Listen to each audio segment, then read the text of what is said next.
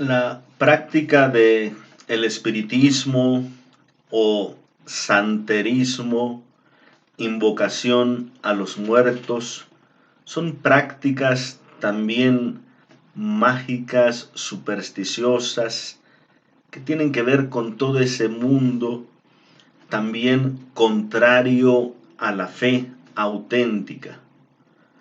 Se trata de un tipo también de adivinación, pero este no se trata o no se logra por la consulta a los astros, las cartas o cualquier otro elemento, sino que se obtiene mediante la invocación a los espíritus de los muertos.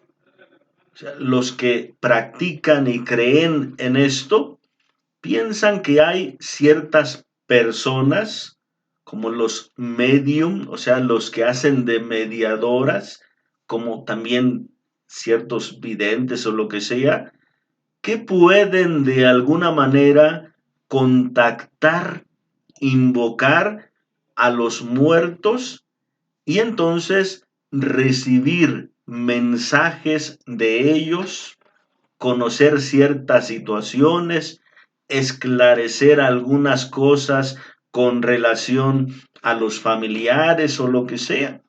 Muchas personas acuden a ese tipo de práctica del espiritismo o la consulta a los muertos como para arreglar ciertas situaciones que se quedaron inconclusas con alguien o para tratar de consultar al muerto, al familiar difunto por alguna situación, o muchas personas simplemente como para tratar de tener algún contacto con algún familiar muerto.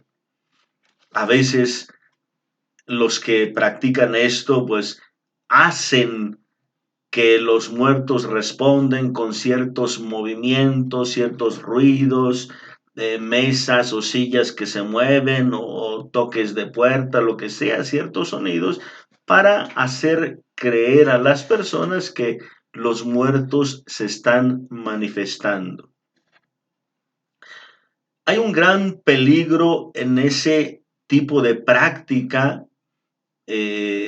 supersticiosa. ¿Por qué? Porque en esa práctica de invocación a los muertos o de espiritismo, las personas utilizan muchos elementos muy parecidos a la fe católica. Ellos utilizan como ciertos rezos, ciertas oraciones, utilizan mucho las veladoras, utilizan imágenes de los santos. Toda la santería utiliza muchas imágenes, utilizan agua bendita. Por tanto, muchos católicos no bien formados, no bien instruidos en la fe, se confunden pensando que es algo bueno, pensando que es algo positivo. ¿Qué es lo que nos dice a nosotros la fe? ¿Qué es lo que nos dice a nosotros la palabra de Dios? ¿Podemos practicar eso? No, absolutamente no. Hay un pasaje muy interesante en San Lucas, capítulo 16, del 19 al 31. Aquella parábola que cuenta Jesús de un rico, el rico conocido tradicionalmente como el rico Epulón, y Lázaro, el pobre, el mendigo. Cuando está ya después de la muerte, muere Lázaro y es llevado al seno de Abraham, y muere el rico y es enterrado. Y allá cuenta la parábola que el rico le habla al padre Abraham, le dice: Padre Abraham, ten piedad de mí. Manda a Lázaro que se moje la punta del dedo y que me refresque, porque estas llamas me atormentan. Entonces el padre Abraham le dice: es imposible, no se puede pasar de allá a acá. Y recuerda que en la vida tú tuviste bienes, no compartiste con Lázaro, etcétera. Bueno, y el Lázaro tuvo malo, sufrió allá. Ahora él goza aquí mientras tú estás en ese tormento.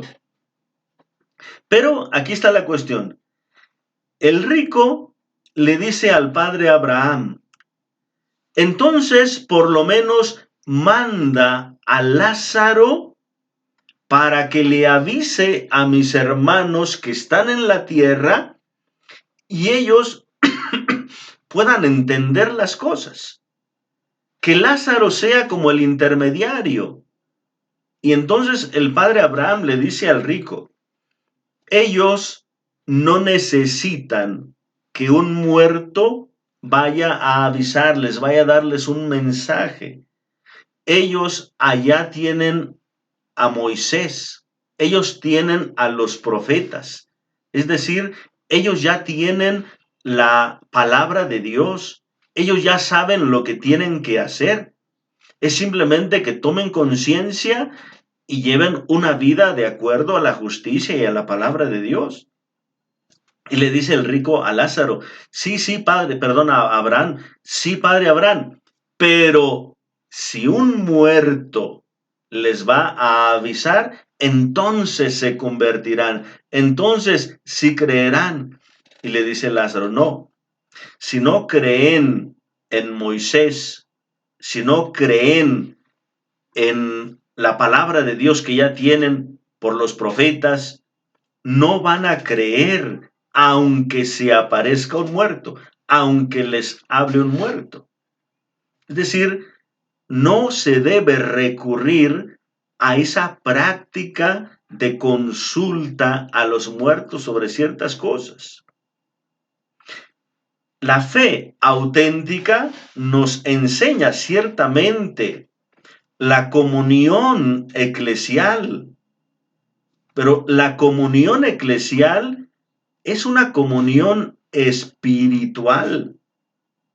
Podemos nosotros hablar a una persona o con una persona que ya ha fallecido, lo hacemos espiritualmente.